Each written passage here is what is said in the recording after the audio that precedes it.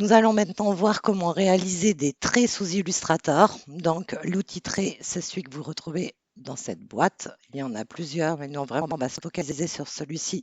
On n'a pas le temps de tout voir dans cette formation, donc du coup, l'utilité, ce sera vraiment celui sur lequel on va se poser dans ce menu-là.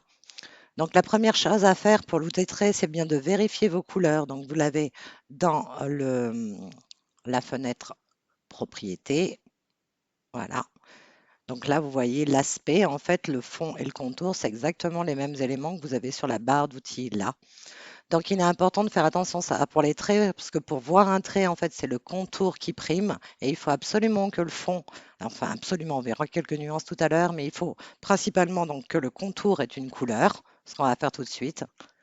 Et, et je vais vous montrer ensuite, hein, si on inverse les choses, pour que vous puissiez voir le trait se former. Donc le trait, il y a plusieurs solutions. Soit vous cliquez 2 fois sur la boîte et vous avez vraiment quelque chose qui vous permet de donner une longueur à votre trait précise. Donc mettons 20 mm, un angle précis également. Et par rapport à remplir le trait, on en reparlera juste après, c'est ce que je vous disais par rapport à ce menu-là. Donc soit vous avez cette possibilité-là, mais ce n'est pas le plus simple, vous ne serez pas amené à le faire souvent, je pense. Soit vous avez simplement le glisser. Donc, vous tenez votre bouton gauche de votre souris appuyé et vous glissez les éléments. Et là, vous avez votre trait qui se forme. Bien évidemment, vous pouvez modifier, regardez, si je le modifier son angle, sa longueur, et vous voyez que tout est indiqué sur la flèche.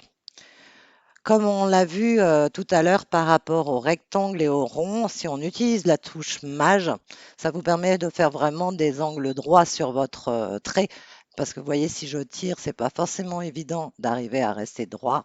On voit bien que mon trait n'est pas complètement droit. Dès que j'appuie sur Mage, par exemple, vous voyez là, j'appuie plusieurs fois sur Mage et on voit que le trait, idem, si je le mets dans cette position-là, il va me faire un 90 degrés obligatoire. Ou là, un 0. Donc, c'est important, si vous voulez tracer un trait droit, vertical, horizontal, de bien appuyer votre touche Mage pour y parvenir. Là, je l'ai lâché trop tôt. Vous voyez que mon trait s'est légèrement déformé. Si je vous parlais du fait de faire attention à ça tout à l'heure, c'est que vous voyez, si j'inverse les couleurs et que je refais un trait, vous n'avez aucune vision du trait que vous venez réaliser, tout simplement parce qu'il n'avait pas de contour. Là, à l'inverse, si je lui mets un contour, vous voyez, on retrouve notre trait. Donc vraiment, le trait le plus simple et souvent ce qui est utile, c'est de glisser simplement les formes telles qu'on le fait là. Et si vraiment vous avez des informations, enfin des obligations de longueur ou d'angle précises, d'utiliser la boîte de dialogue en cliquant 2 fois sur l'outil.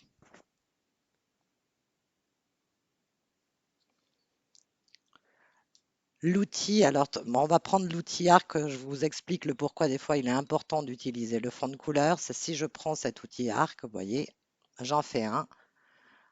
Là, si je reprends la boîte, j'ai vu que j'avais un type fermé. Si je faisais un type ouvert, je recommence, je n'aurais que mon trait. Si, comme tout à l'heure, et là je vous explique le pourquoi de remplir ou pas l'arc, si je ne fais pas remplir l'arc, et maintenant si je le fais avec un ongle fermé et que je fais remplir l'arc, ok, on recommence. Oui, bon là j'ai oublié de mettre la couleur, mais je vais mettre du bleu, ok. Et vous voyez que c'est ce qui permet de remplir un arc, mais sous cette forme, sous la forme de l'outil arc. Pour l'outil trait, ce n'est pas utile. L'outil trait, vous avez besoin simplement d'un contour pour qu'il soit visible. Ensuite, vous pouvez modifier par contre la taille de votre contour. Hop. Et vous pouvez modifier l'épaisseur de votre trait via ce panneau en indiquant une épaisseur plus ou moins grande via ce panneau.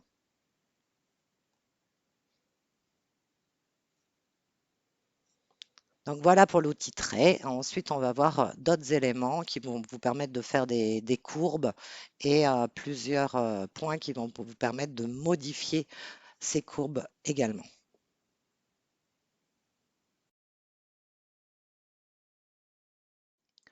Donc après avoir vu l'outil trait, maintenant on va avoir l'outil plume qui va nous permettre de créer des lignes. Donc il va nous permettre de créer aussi des courbes, tous les éléments, mais on va le voir par la suite. Donc là, dans un premier temps, on va l'utiliser pour créer des lignes. Vous allez voir que là, pour le coup, contrairement à tout à l'heure pour le trait, l'intérêt est important de la couleur de fond hein, que vous avez dans le monde aspect de propriété ou sur cette barre d'outils. Donc là, en l'occurrence, on peut l'enlever. On va voir ce que ça donne. Donc, l'outil Plume va vous permettre de construire des formes comme vous le souhaitez. Donc là, on ne parle pas de courbes, mais uniquement de lignes qui vont vous permettre de créer des formes très géométriques. On verra juste après pour les courbes avec ce même outil. Donc, pour ça, il suffit de faire un premier point et ensuite d'en tirer un deuxième, un troisième, un quatrième, et de construire votre corde comme ça, et ensuite de le relancer. Quand vous arrivez au point final d'intersection de la forme que vous souhaitez dessiner, vous cliquez simplement 2 fois avec votre souris. Je n'ai pas choisi, voilà. Et ça vous fait la forme que vous avez dessinée. Donc, comme on l'a vu pour tout à l'heure, pour les formes de rectangle d'étoiles ou de polygones, vous avez encore ces petits éléments hein, qu'on a vu tout à l'heure. Donc, je clique 2 fois. Hop, je modifie uniquement cet angle. Je clique, je ressors. Hop, hop, hop. Je clique une seule fois, j'arrondis tous les angles de ma forme. Donc ça, c'est exactement les mêmes fonctionnalités qu'on a vues tout à l'heure. Un outil intéressant à voir aussi avec cet outil plume, c'est le fait de pouvoir rajouter des, des points d'ancrage. Donc, les points d'ancrage, c'est quand vous prenez votre forme, ces éléments-là qui vous permettent de déformer votre forme. Donc là, vous voyez, si je me dis, oh ben, j'aurais bien ajouté un angle supplémentaire sur le haut de cette forme. Par contre, mon tracé est déjà fait. Donc, ce qu'il faut faire, c'est simplement rajouter un point d'ancrage sur l'intersection. Et vous allez voir que j'ai un nouveau point d'ancrage qui va me permettre de couper cette ligne et du coup de changer sa forme. De la même manière, vous pouvez supprimer des points d'ancrage. Là, en l'occurrence, je viens de le supprimer. Vous voyez, je suis revenu en arrière. Donc, comme tout à l'heure, vous voyez, donc là, j'ai bien un contour, mais je n'ai pas de fond. Si j'en rajoute un, vous voyez que toute ma forme, en fait, se remplit de la couleur choisie. Donc vraiment, l'outil plume vous permet de tracer des lignes droites, hein, comme on vient de le voir très simplement, de rajouter des points d'ancrage si vous vous êtes trompé ou de les supprimer si vous en avez en trop. Des fois, c'est compliqué quand on a beaucoup de points d'ancrage. Donc, je vous laisse tester l'outil à présent et on revoit ensuite le même outil, l'outil plume, mais pour réaliser des courbes.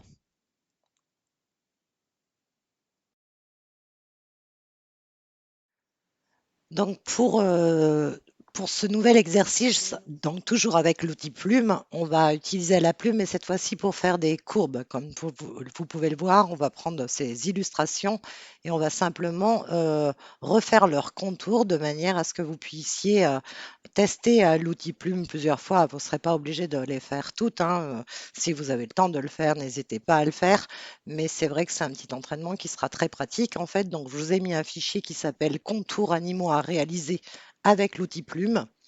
Vous verrez que si vous ouvrez les calques, vous avez un calque qui est modèle d'animaux en fait. Donc, celui-ci est verrouillé, vous ne le touchez pas. Je vous ai créé un nouveau calque qui s'appelle Calque Contour et c'est sur celui-ci que vous allez travailler. Donc, l'idée, c'est de nouveau de prendre l'outil plume et on va prendre la première illustration. Voilà. Et on va, avec l'outil plume, simplement réaliser les contours. Donc, comme vous voyez là, alors vérifiez bien aussi que vous avez bien les repères commentés qui sont affichés dans le menu affichage. Vous avez repères commentés. Donc là, ça va vraiment vous aider à trouver le point pour créer votre courbe, en fait, avec l'outil plume. Donc, vérifiez bien qu'il est activé. Et comme vous pouvez le voir, quand vous passez là, à cet endroit, vous avez les points d'ancrage et les différents points liés, en fait, au modèle que je vous ai mis pour réaliser le contour. Donc, vous sélectionnez votre outil plume et contrairement à tout à l'heure, donc vous voyez tout à l'heure, on a pris un point d'ancrage, on a été en prendre un autre et ça nous a fait une ligne droite. Donc là, on va peut-être changer la couleur de notre trait pour mettre quelque chose de plus visible. Imaginons du rouge plus... Voilà. Donc là, l'idée, c'est vraiment de suivre avec l'outil plume tous les contours de ces petits personnages et vous allez voir qu'il y a une technique et que c'est assez rapide une fois qu'on a pris la main, mais il faut un peu d'entraînement. Donc, vous vous mettez sur le premier point d'ancrage, là que vous voyez, vous faites un premier clic comme on l'a fait tout à l'heure. À la nuance près que le deuxième que vous allez faire là, pour laisser pour utiliser les courbes de Bézier, donc pour faire un trait courbé, non plus un trait droit, vous allez laisser votre doigt appuyé au moment de faire le clic sur cette nouvelle intersection. Vous laissez le doigt appuyé sur la touche gauche de votre souris et vous voyez, ça va vous permettre d'avoir ces éléments-là avec des poignées que vous allez pouvoir utiliser pour suivre vos courbes. Donc là, en l'occurrence, si je tire, j'ajuste ma courbe et là, vous voyez, on voit sur mon écran que la courbe est ajustée à la courbe de mon dessin en dessous. Je relâche et évidemment, là, vous voyez, j'ai laissé du... Hop, on enlève la couleur et un arpent et on recommence. Premier point, je laisse appuyer mon doigt sur la souris à l'intersection et j'obtiens ainsi les poignées qui me permettent de faire ma courbe. Donc là, vous voyez, vous travaillez sur la courbe. Hop, elle est réalisée. Là, vous voyez, vous êtes bloqué derrière si vous ne cliquez pas 2 fois sur votre premier point d'intersection. Là, ça y est, vous êtes de nouveau libre de faire un deuxième point pour faire une deuxième courbe. Donc, ce qu'il faut faire, c'est toujours se mettre au sommet de vos courbes à chaque fois et on fera ça tout le long du personnage. Donc là, je refais un deuxième point, je laisse mon doigt appuyé et je crée ma deuxième courbe. Et ainsi de suite. Donc là, je vais là, je laisse mon doigt appuyé et je crée ma nouvelle courbe. Là, on part dans l'autre sens. Je laisse mon doigt appuyé. Je crée mon autre courbe. Et ainsi de suite pour réussir à former tout votre contour. Là, vous voyez, donc je repars dans l'autre sens. Il faut que j'appuie 2 fois sur mon point d'ancrage qui me permet d'arriver là et de laisser mon doigt appuyé pour créer. Voilà. En tirant sur les poignées, vous ajustez. Et là, pareil, donc je reclique 2 fois sur mon point d'ancrage.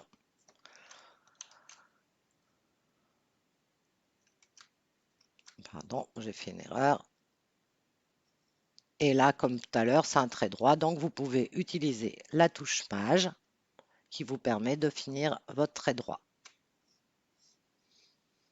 Donc là, vous voyez que mes traits ne sont pas vraiment ajustés à ma forme, donc là, c'est pas gênant. Vous allez ressortir de votre courbe, récupérer le dessin que vous allez faire et simplement aligner vos points directement sur votre modèle en dessous. Et donc, vous voyez que, et après, on peut rajuster. Donc là, vous avez, une fois que vous cliquez avec l'outil de sélection directe, vous voyez que les poignées apparaissent et vous permettent de réajuster votre courbe pour qu'il soit plus juste par rapport à votre dessin initial. Je me mets là, j'en ai un nouveau et je le réajuste.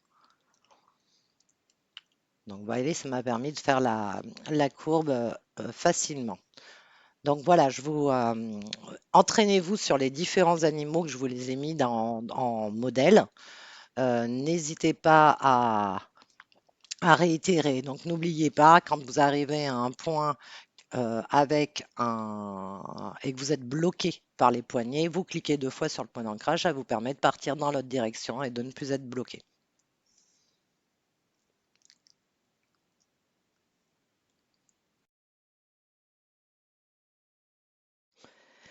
Alors, autre outil que nous allons voir pour réaliser des traits, c'est l'outil crayon. Donc là, vraiment, c'est pour réaliser des traits à main levée, parce que des fois, il est plus évident de le faire directement à main levée qu'en utilisant les courbes de Bézier, comme on vient de le voir avec l'outil plume.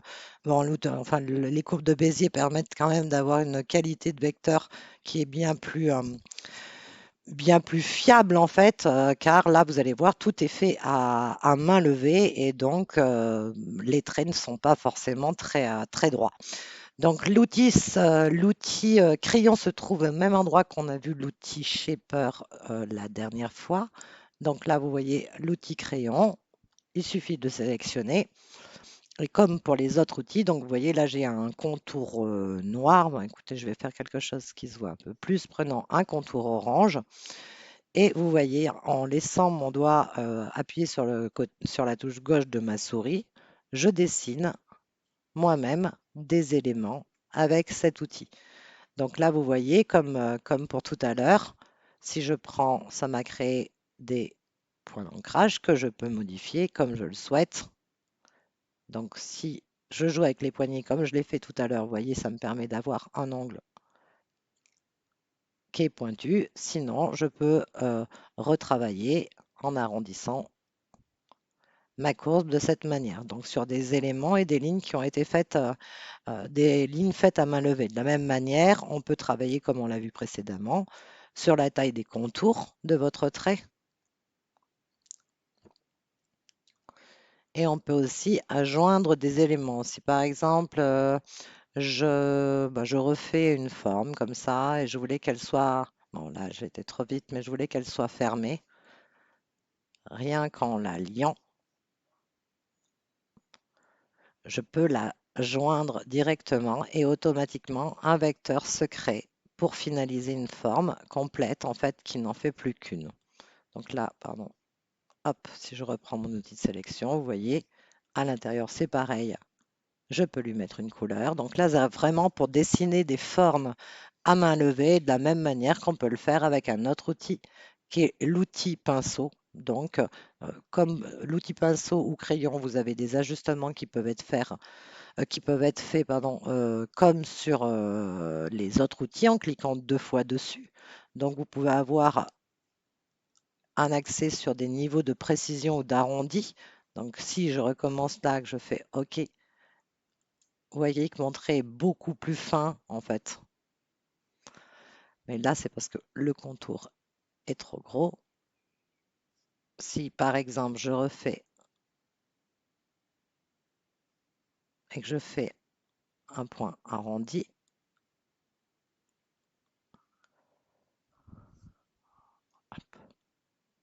vous voyez qu'il y a beaucoup moins d'effet en fait sur cette courbe en fait, donc du coup mon trait paraît beaucoup plus fluide et beaucoup moins cassé qu'il ne l'était avec le réglage sur très précis. Donc voilà, vous avez plusieurs éléments de réglage hein, pour votre outil. Je vous laisserai faire des tests par vous-même, de la même manière que vous pourrez le faire avec l'outil pinceau qu'on retrouve juste à côté et où là, on a des éléments qui sont beaucoup plus épais, des lignes plus épaisses. Vous voyez, là, je viens de le grossir en mettant un 12 points.